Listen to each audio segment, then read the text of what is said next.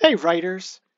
So this lesson is going to give you some tips and tricks to navigate the technology to help you with your spelling and your word selection. The focus for this lesson today is that I want to teach you when you come across tricky words. It is important to stay and listen to each part of those words and try to spell the parts that you hear.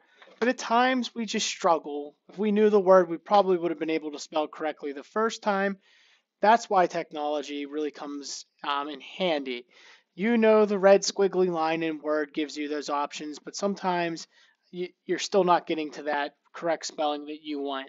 Other times you may read your writing and you may see that you're using a word over and over and over again. I also want to show you a tool called a thesaurus. So I have your writer's notebook. The video before showed you how to log onto your Google Chrome, add a Chrome extension to have dictation or speech to text in any of the work that you do, emails, Microsoft Word, um, anything that you respond. That's a good way to help you out by using that on your toolbar on the bottom right. But in your Word and your OneNotes, we also have the option for dictation. So I'm looking at some of my writing here, and I'm just going to start a new page to show you an example of what I'm talking about. I'm going to title that page Tools. And the first tool is the dictation tool. So if you come up here and look at this microphone, this is the dictation tool. If you click on the caret, it gives you the different languages. We're not going to be dictating in different languages. So if you hit that by accident, just know you can return to English. But when you click on this tool, it is going to dictate what you say into your speaker of your computer. Now, if you have a headset like mine or Cameron's, that's great, but your speaker should still be able to pick up what you are putting down if you don't have one of those headsets. And for those who don't feel like typing or typing's a challenge for them, might be your life-saving tool. So I'm going to give you a little preview of how to use this. One thing I do want to caution you is it's not going to include punctuation, unless if you specifically say it. I'm going to give that a shot. This is my first time using it, so I'm going to give it a shot. If you come up, when you click on it, it's going to say allow your microphone to be used. Make sure you hit allow. And now that you are read, we are live. And you look, it just copied exactly what I said. Period. See, it will put your periods in. So you need to make sure that when you are using that punctuation, that you specifically and explicitly say that punctuation to end your sentence, exclamation point. So let's give it a shot.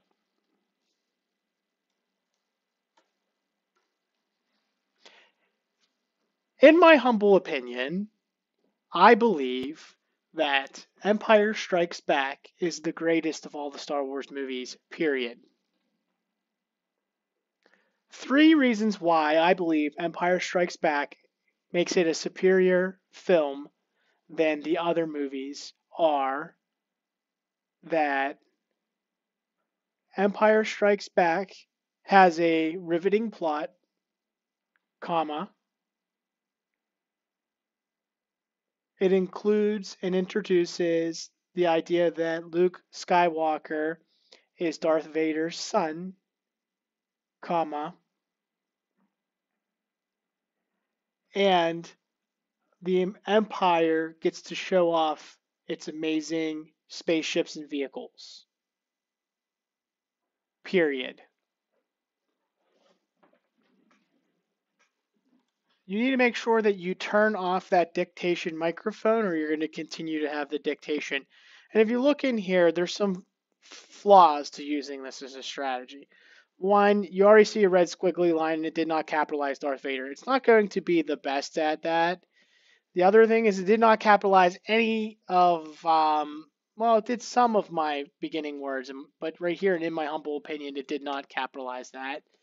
So you want to go back and you want to use COPS, capitalization, organization, punctuation, and spelling as your acronym to look through that. That is a good tool. I haven't showed it to you to this point because I honestly did not know it existed in here till Mrs. Fitzgerald mentioned it to me the other day. And when we were looking through this lesson, I was like, this is a good time to introduce it. So feel free to use that today. This could be your go-to method for the rest of the year. I hope and implore you to just do what makes you successful. So the other thing I wanted to show you is this idea of the thesaurus. So I am not 100% certain if you can open up the full version of OneNote with your Chromebooks, but if you do have this says open up a desktop app, you can go ahead and open up your OneNote in your desktop app. I think you only have the online version, but if you do have that version and you look in here and you hit review, you have also a whole bunch of different options here. You can do spelling, research, thesaurus, but say I want to use a different word than believe.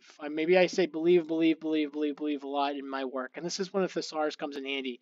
You can highlight that, and then you can go to review, and then you can click on thesaurus, and it's going to give me synonyms and antonyms of believe. Now, synonym is the word that means the same. Remember, synonym, same. Antonym is the opposite.